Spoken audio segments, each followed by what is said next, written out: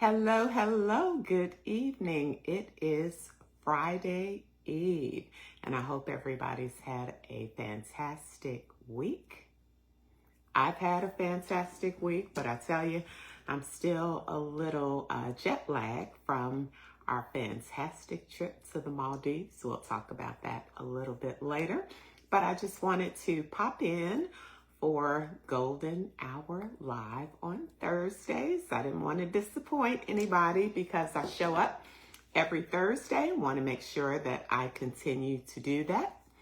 So today, as far as travel news, I want to talk a little bit about some options for travel. So sometimes we think the only options for travel are cruises or your normal land tours to where you might take a flight to where you're going, but there's so much more to it, right? So one of the things that's making a huge comeback that you might be interested in are luxury train tours, right? So there's one called the Bernina Express train. It starts in Italy and it ends in Switzerland. On the way, you have the most stunning sights. You get to see some glaciers, mountains, lakes, and charming villages. You do stop, you get off, you have a great time while you're in transit. You're going to cross about 196 bridges. You're going to pass through 55 tunnels. It's actually a UNESCO World Heritage route, right? So the entire route is just full of scenery and stops. You'll arrive finally in Switzerland, and then of course you'll continue there with an exploration of chocolate, if you like chocolate, all of those fun things that they offer in Switzerland. They have many routes, so the one that I mentioned from Italy to Switzerland is just one of many. So if you're interested in taking a luxury train for a vacation, kind of break up the monotony a little bit, you might be a little tired of cruises, you may want to have a different experience. The luxury train, don't go to sleep on it because it's definitely a really nice experience. So this is the Bernina Express train. If you're interested in that, just hit me up. All right, so the next thing we want to talk about, but before I get into that, let me know where you're dialing in from. I see Selena is here from the great state of Texas, Arlington area. Good evening to you. So just let us know if you're actually watching the replay. Just put hashtag replay. Please like and follow us on Facebook, Instagram, TikTok, YouTube, Pinterest, all the above. Literally, we're everywhere. So now we're going to talk a little bit about group travel and what group travel actually means. So group travel really is basically a group of people, like-minded, usually, that get together and they are taking a journey, having an experience of a lifetime together, right? And so there are some essential personality traits, right, that people should possess for group travel. Not everybody's designed to experience group travel. Some people truly are best suited for solo travel, traveling alone, because maybe they just don't like being with other people a lot. If you have friends and you're the only person that actually likes your friend, they're probably not suited for group travel either. So just a few things about group travel. It's a lot of fun, but number one, you have to be flexible and adaptable. Why that matters? Because things change, plans change, flights get delayed, all of those things. Sometimes it could possibly be Murphy's Law. So flexibility makes room for adventure, because some of the best adventure is found during times to where you might have a flight delay and you explore something that you wouldn't otherwise have explored. Next is kind of cooperation and consideration for others. Why does that matter? Because obviously, group travel, you're sharing space. That doesn't mean that you're with someone 24 hours a day, 7 days a week. What it means is you're traveling with the group and you are with people, but you can also have that private time. So you're not alone, but you can be alone at times when you choose to be alone. But you want to, you're going to share space with others, time, attention, all of those things. So you have to be aware of other people's needs, whether it's being prompt and on time, whether it's adjusting your energy, right? Because we know that energy you bring is everything, respecting cultural sensitivities, because when you are traveling to other countries, you need to be respectful. You need to learn about the culture prior to traveling, and that makes things so much smoother. So as a golden traveler,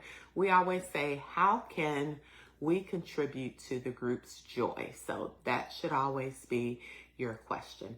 Next is punctuality. Why does that matter? Because time is money, as I like to say, and timing is everything, literally. So being late for something can, affect a tour or some special activity that you had planned. So even though you might be in another country, another city or state, you want to set alarms, plan ahead, and don't make other people wait on you. You should always show up about 10 to 15 minutes in advance, because to be on time is actually late. So make it a rule of thumb, show up 10 to 15 minutes in advance. And if you're ever traveling with me, that's my rule of thumb. So I'm going to have you everywhere early anyway, because that's just how I roll. That's how I do things. Next is a positive attitude and an open mindset. Why does that matter? Group travel is a mixture of the known and the unknown. An upbeat can-do attitude uplifts the group and helps everybody focus on the joy of the experience and not the hiccups, because there's always a hiccup here or there. But in the big scheme of things, does it matter? No, it really doesn't. So it's all about perspective, mindset, and attitude. Your attitude determines your altitude, right? So open minds create open hearts, and open hearts make unforgettable memories.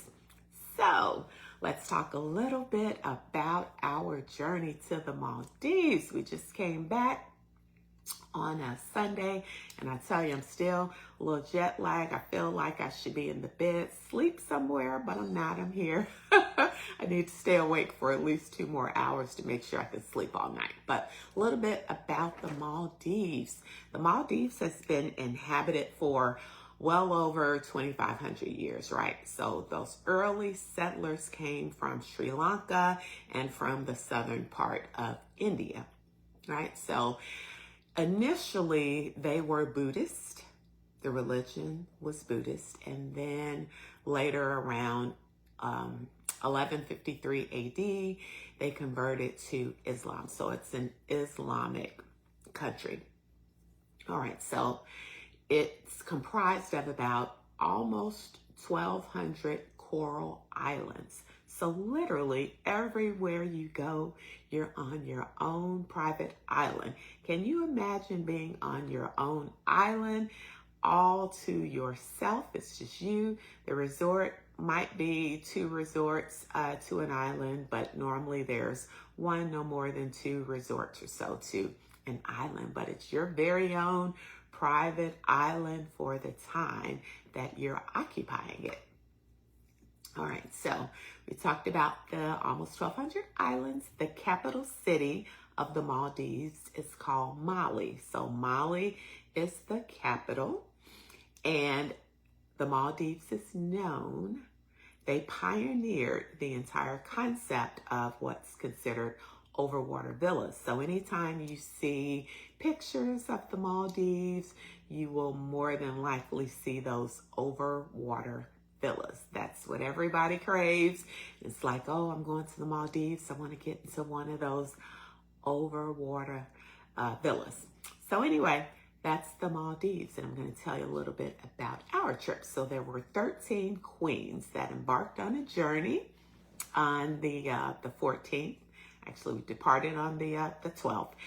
And 13 ladies coming from the DC, Maryland, Virginia, Detroit, Chicago, Texas. They had an absolute wonderful time. So we flew and we ended up in Doha. And I tell you, Doha is a really nice place to have a layover. There's a lot to do in the Doha airport. It's actually like a huge mall with every designer store known to man. So you can shop Fendi, Gucci, Louis Vuitton, you name it, they have it inside the mall, as well as gold stores. So you can shop for gold just like you're at the Gold Souk in Dubai. But they have a lot of shopping, and then of course there are just a myriad of restaurants, and of course one of my favorites, the Oreo Cafe, which was just a wonderful treat to visit the Oreo Cafe. They also have several really nice luxurious lounges. So my opinion is, if you're going to have a fairly long layover, invest in a lounge, right? Because in the lounge, if you have work to do, you can pop up your laptop, you can work comfortably, you can have a glass of wine, you can eat.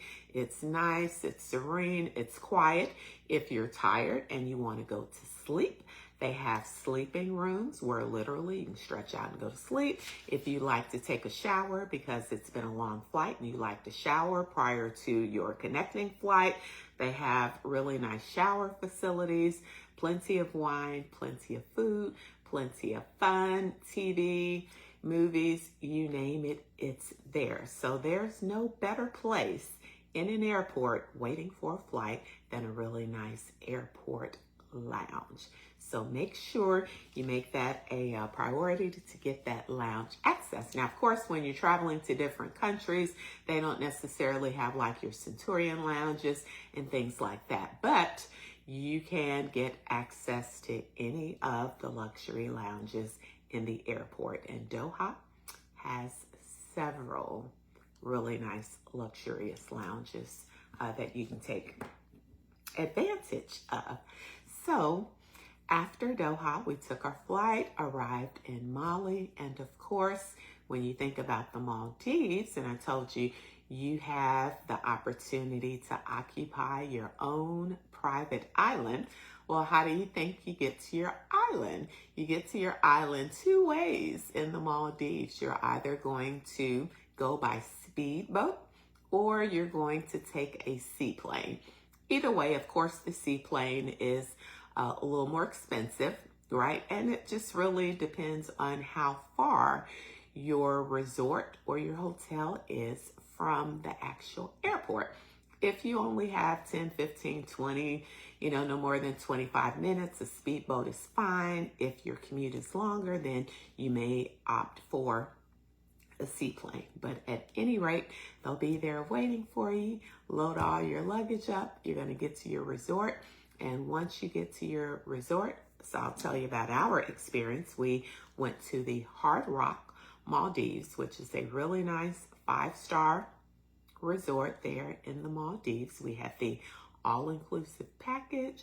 So it was absolutely wonderful from the time we stepped off of the speedboat. They were there to greet us. They took us to for our group check-in.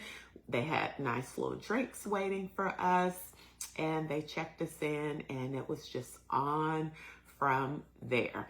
I tell you, the ladies brought such beautiful energy that the entire island wanted to know where the queens of the Maldives were going to be. So every night, everybody wanted to know, where are you guys eating dinner? What are you guys doing after dinner? Are you going for live music? Are you going to karaoke? They wanted to be in the space where we were, because they said we brought the fun, we brought the excitement, we brought the vibe to the island, and everybody loved it. When you can walk into a room and command that type of excellence and fun, and everybody wants to know who you are and where you came from, and they just want to sit down and talk to you and have fun, that just speaks volumes. And that was the case every single day.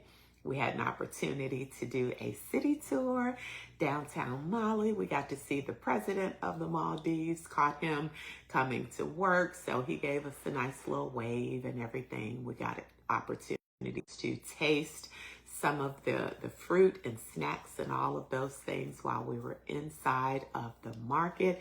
Had a lot of fun. We have tons and tons of videos on our website, so you can just take a look at those.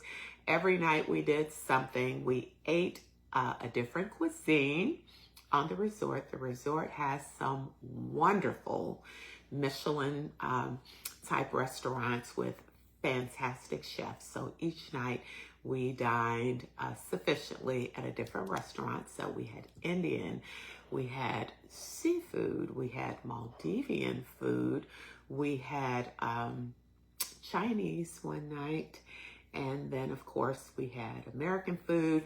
We had a cooking class with a chef there that taught us how to make a few Maldivian dishes, and we really enjoyed that. We did karaoke one night. We went to the beach club one night. We went to their version of, live music and excitement, DJ, all of that. We did it all the entire time. So it was so much fun. I think everybody, by the time we got back on the speedboat to go back home, everybody was just so enamored with the time we had. And then one highlight that we had an opportunity to do was to go and dine. We had lunch at the underwater restaurant. So there are about 4 underwater restaurants in the Maldives, right? We went to Eau Bleu, which is the largest underwater restaurant in the Maldives. The food was good. The ambiance was good. Everything about it was good. So if you haven't seen the videos or the pictures, look on our website, on our Facebook page for the pictures, or if you're part of this group, all of the pictures and videos are actually inside of the group. So take a look. But the underwater restaurant is one of those must-do experiences. The city tour of Mali is a must-do experience, and the Hard Rock definitely is a must-do experience. So sometimes people say, okay, well, the Maldives is a really expensive destination, and that's primarily because of the location how you have to travel to get there, and how things are exported to the island. But here's the reality. Anything is affordable and within reach if you plan in advance. And just like anything, there are different tiers of resorts and hotels within the Maldives, right? So you have to be honest about what your budget is. And once you figure out what your budget looks like, then of course you can find something that will fit into the mold of what your budget is. And so a good travel professional will kind of help you work through that, what's realistic as far as budget, where you can go, where you can stay, and the sky is the limit. So the Hard Rock is one of many really nice hotels or resorts in the Maldives. I have a group going in February. They're staying at a different resort, but it's going to be phenomenal. So if the Maldives isn't on your bucket list, it should be. And of course, bucket lists are meant to be checked off. We're more than happy to help you make your dreams come true and check off that bucket list. It's all about pre-planning, budgeting to make your dreams come true. If you need help talking about budgeting, what that looks like for this type of trip, how far in advance you should plan, I'll be happy to do a consultation with you. But know that we have additional tours. We have one in February of 2026 to the Maldives. We'll be planning another one towards the latter part of 2026. And of course, Valentine's week for 2027 will be a couples only trip to the Maldives. That's right, you heard it. So you're going to grab the one you love, your boo thing, your significant other, your spouse, and you guys are going to come to the Maldives. You know, every year we do a really nice Valentine's trip.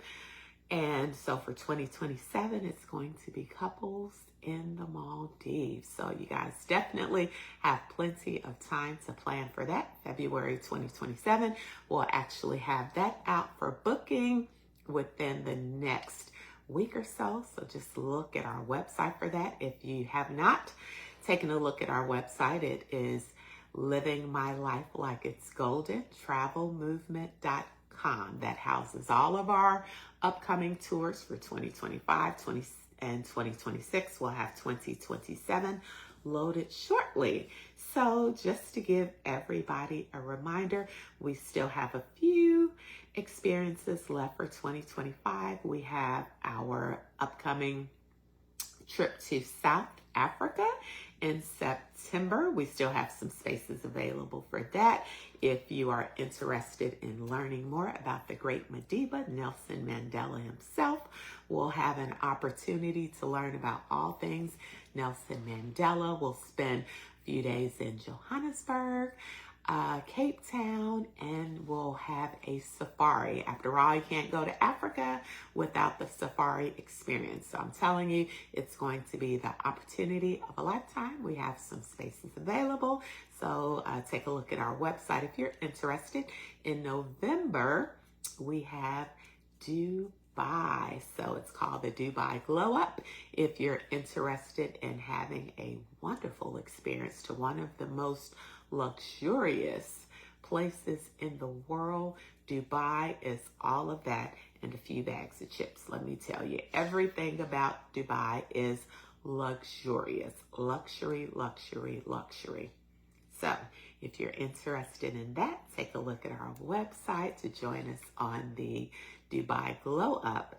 And last but not least, we have the Afrofuture trip to Ghana for New Year's Eve. If you guys have never heard of Afrofuture, it's one of the largest music festivals in the world. It used to be called Afrochella due to some trademarking and all of that. They had to change the name to Afrofuture, but it's still the best festival ever. So if you would like to join us for that, you're more than welcome. In addition to the Afrofuture Festival, we're going to do all the things, all the historical things in Ghana, meaning Slave River. We're going to learn about the transatlantic slave trade, right? Which was one of those instrumental things for Ghana, the transatlantic slave trade. So you have an opportunity to learn all about our history, right?